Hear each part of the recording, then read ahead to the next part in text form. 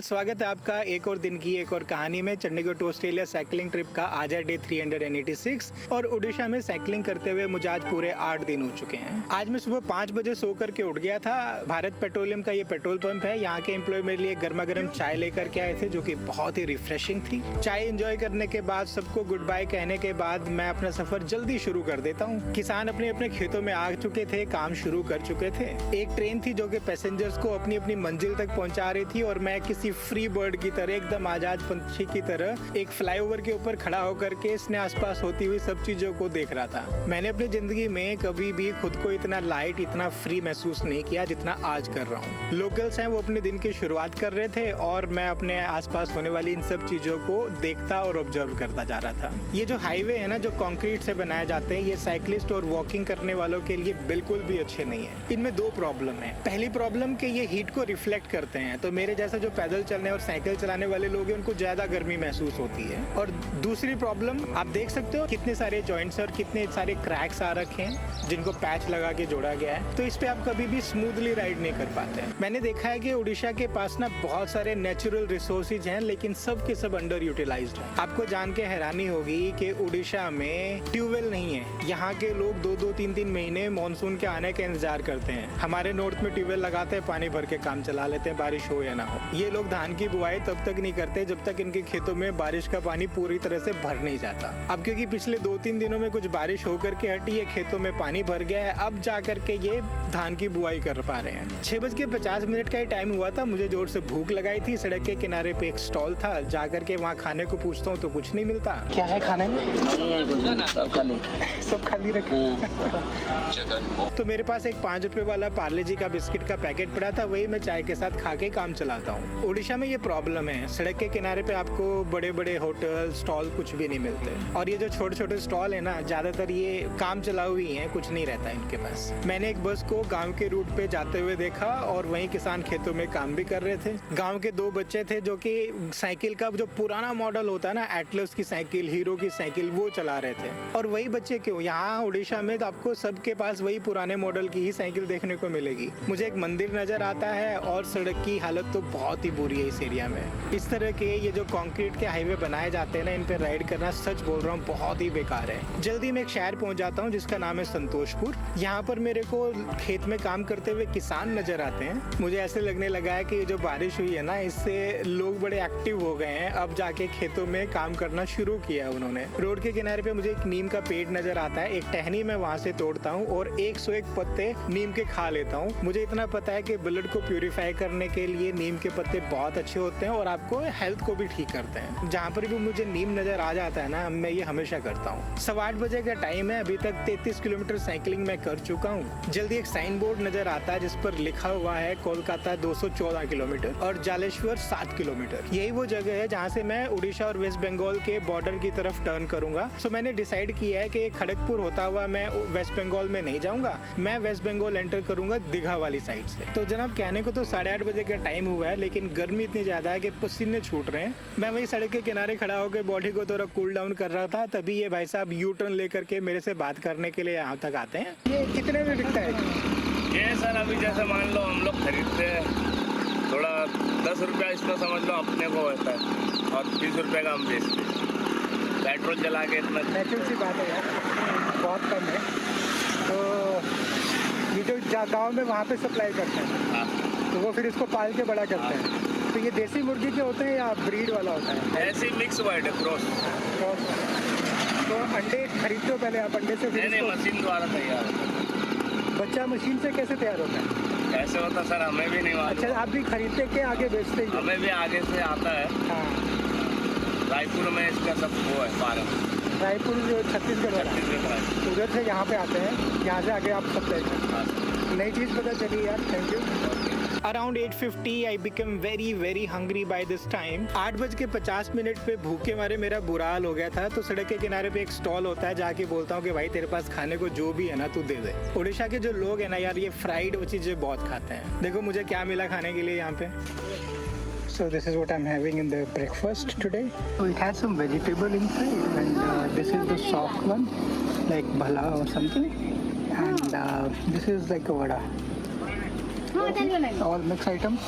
पास में ना एक वेजिटेबल का स्टॉल था, मेरा दिल कर रहा था कुछ हरी हरी सब्जी या सैलेड वहाँ से खाने को मिल जाए, लेकिन ले दे के टमाटर के अलावा वहाँ कुछ भी ऐसा नहीं था जिसको मैं खा सकूँ। इस खाने के मैं 20 रुपए इनको पे करता हूँ और अपनी राइड आगे के लिए शुरू कर देता हूँ। जहाँ तक नजर आती है ना, खेतों में पानी भरा है और धान के खेत हैं। मैं सच में गर्मी से बुरी तरह से परेशान हूँ। ये जो तीखी धूप है ना, बहुत तंग कर रही है, और ये सीमेंट की बनी हुई रोड से जो हीट रिफ्लेक्ट होती है, इसने मेरी हालत और ज्यादा खराब कर दी है। एक टाइम आता है जब मैं गिव अप कर देता हूँ, साइकिल को रेलिंग के किनारे खड़ा कर देता हूँ। Sitting here on this railing, and let me tell you, it's so hot yaar.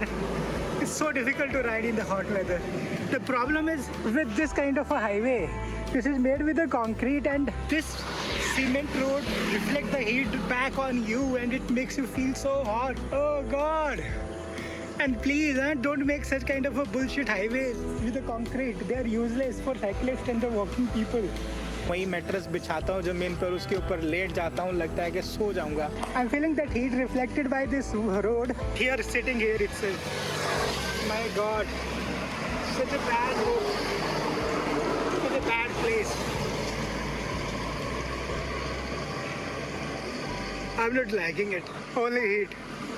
Seems God has listened to my prayer, blowing right now. I can feel the breeze. That's really kind of you. Thank you God. लेकिन आने जाने वाले लोग हैं ना यार, ये आराम करने ही नहीं दे रहे थे। What is Jaleshwar? ये जलेश्वर है, ये वेस्ट बंगाल के पास है। ओके, उड़ीसा का बॉर्डर है। ये पास में दीघा है। वेस्ट बंगाल में जो दीघा सुना है, दीघा प्लेस अच्छा प्लेस है, पिकनिक स्पॉट तो प्लेस है ना। ये बॉर्डर है, इसके बाद और 8-10 किलोमीटर जाएगा तो वेस्ट बंगाल आ जाएगा। नेचुरल प्लेस है भाई, बहुत अच्छा है। आपके साथ मिलकर भी बहुत अच्छा लगा। So for Digha, I have to take a right turn. That truck takes the same direction where that truck is going. If I go straight, I'll reach Kharagpur. 10:40 का टाइम होता है। एक फ्लाईओवर के नीचे एक दही वड़ा बनाने वाला आदमी खड़ा था। सच कहता हूँ, उसके दही वड़ा बनाने के तरीके को देख के लग रहा था कि बहुत परफेक्शन के साथ बना रहा है, बहुत सारी चीजें ऐड कर रहा है, बहुत डिलीशियस और टेस्टी बनने वाला है। लेकिन पता नहीं क्या गड़बड़ हुई, या तो मेरे टेस्ट बर्ड्स के साथ कुछ प्रॉब्लम चल रही है, या फिर उड़ीसा के लोगों को ढंग का खाना बनाना आता ही नहीं है। भाई साहब, इतनी सारी चीजें ऐड करने के बावजूद भी अगर आपको खाने में स्वाद ना आए तो आप क्या करोगे? खाने के बाद मैं वेस्ट बंगाल के बॉर्डर की तरफ राइड करना शुरू कर देता हूँ। कहने को तो मैं वेस्ट बंगाल पहुँचने वाला हूँ, लेकिन कुछ खास बदलाव आया नहीं है। दोनों तरफ वही कच्ची मिट्टी के और पक्के बने हुए घर हैं, वही हरे भरे खेत हैं जिसमें ट्रैक्टर या किसान काम करते हुए नजर आ जाते हैं। लेकिन कुछ और बदलाव हो या ना बदलाव, एक चीज तो पक्का बदल गई है, वो है हीट का लेवल। गर्मी ज्यादा हो गई है। तो 11 बजे के आसपास मैं रेस्ट करने का सोचता हूँ। एक मेडिकल स्टोर है, उसके ओनर से परमिशन लेके वहीं बाहर जो शेड बना था वहीं पे अपना मैट्रेस बिछाता हूँ और सो जाता हूँ। 2 बजे जाके मेरी आंख खुलती है, क्या देखता हूँ कि जोरदार बारिश हो रही है और बहुत सारे लोकल लोग और बच्चे इसी शेड के नीचे खड़े होकर के बारिश के रुकने का इंतजार कर रहे हैं। बारिश जाके 3 बजे रुकती है और तब मैं अपना सफर वहाँ से आगे के लिए शुरू करता हूँ। मैं कुछ ढंग का खाना खाना चाहता था तो सड़क के किनारे पे एक होटल नजर आता है। 3 challenges at the same time. 1, the road condition is really bad. 2, I'm facing the headwind this time, but after many days it is happening today. And 3, I was really hungry, so I was searching for a place. Finally saw this roadside. My hunger is on the peak, so I'm getting rice. Of course they were asking with fish, but I said no, I need a normal, like a vegetarian food. And this typically looks like andhra thali, similar kind of vegetables you will see here.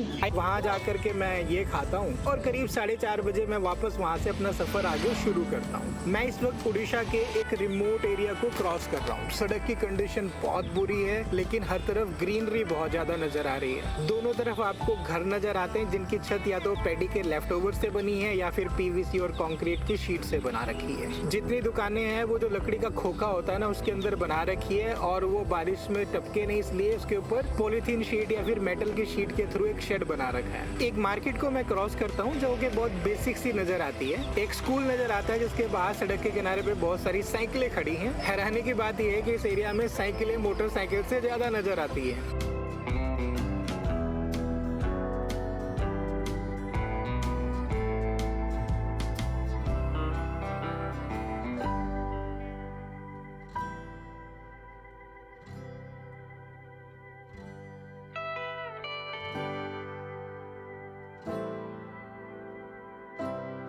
जो जो चीजें यहाँ दुकानों पे बिक रही हैं वो भी बेसिक लेवल की हैं। कपड़े देख के ऐसा लगता है जैसे गांव के लोग हैं। मुझे लग रहा है कि ये जो वीकली मार्केट लगती है ना गांव के एरिया में, ये वही है जिसे हम हिंदी में हाट बोल देते हैं।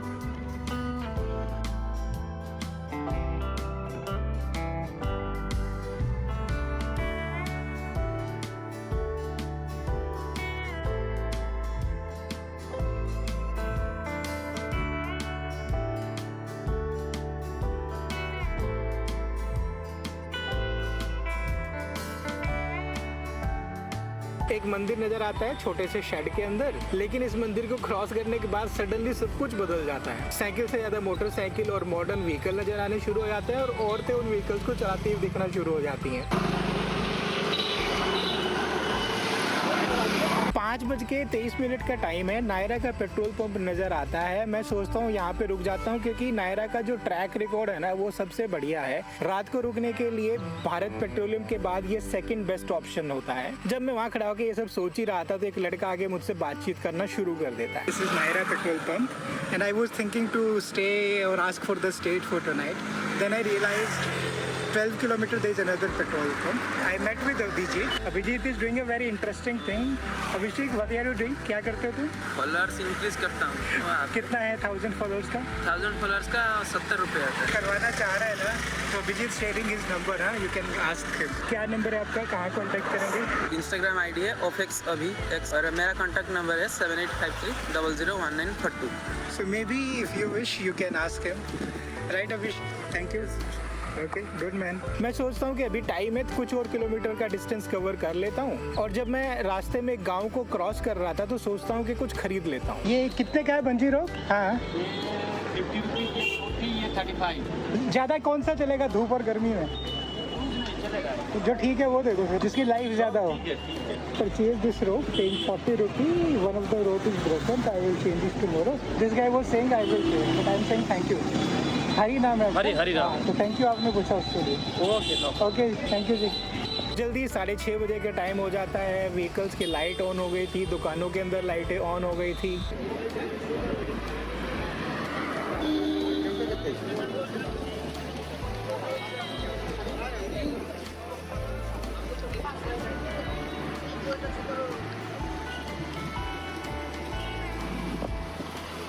और मैं एक इंटरसेक्शन पे खड़ा हुआ अलग अलग रुकने के ऑप्शंस को इवेल्युएट कर रहा था, लेकिन कुछ ढंग का फिजिबल सा कुछ मिला नहीं वहाँ पर। तब नजर आता कुछ आगे चल के इंडियन ऑयल का पेट्रोल पंप, वहाँ जाकर के मैं रुकने के लिए पूछता हूँ और वो मुझे परमिट कर देते हैं। So have reached here, now let's go and find out if this man will permit me. Excuse me, इधर अंधेरा हो गया ना अभी रात को, तो इधर मैं रुक सकता हूँ क्या? नहीं, आप ट्रैवलिंग कर रहे हैं क्या?